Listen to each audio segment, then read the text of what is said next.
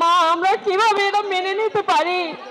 আমাদের সন্তানদের কত কষ্ট করে বড় করে ভার্সিটি লেভেল পর্যন্ত আমরা নিয়ে গেছি, সেই সন্তানদের কুকুর বেড়াল আমাদের কি হলো মা? আমি এই জাতির কাছে জানতে চাই, আমাদের সন্তানদের এভাবে কেন মারা হলো? আমার উত্তর কে দিবে সে প্রস্তুত থাকুক। আমার সন্তানদের যেভাবে মারা হয়েছে এর উত্তর না খোঁজা পর্যন্ত এই বাংলাদেশে কোনো নির্বাচন হবে না।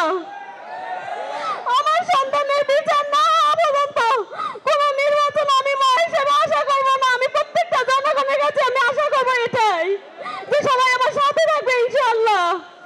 আমার সাথে যে নাহিদরা ছিল, সাজিদরা ছিল, আমাদের সন্তানরা তাদের তাকে রাস্তায় নেমেছে। আমি চাইবো তারা আমাদের পাশে থাকুক, আমাদের সন্তানদের হত্যাকাণ্ডের বিচার তারা করুক।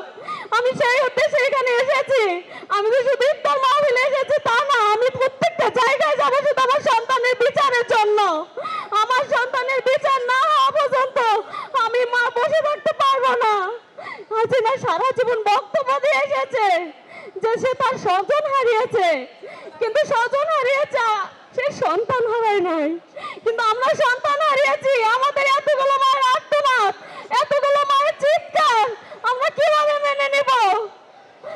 হাসিনা সারা জীবন বক্তব্য দিল যে আমার স্বজন হারিয়েছে, তার জন্য যদি এতগুলো লোককে ফাঁসি দেওয়া হয়, আমাদের এতগুলো মায়ের আর্তনাদ, এতগুলো মায়ের চিৎকার, প্রত্যেকটা সন্তানের জন্য যদি একটা করে ফাঁসি দেওয়া হয়, এই হাসিনা সরকার এবং তার দোষদের কতবার ফাঁসি দেওয়া দরকার? আমি আপনাদের কাছে জানতে চাই, সবাই আমার সন্তানদের বিচার করো, আমি এটাই আশা করবো। ধন্যবাদ সবাইকে।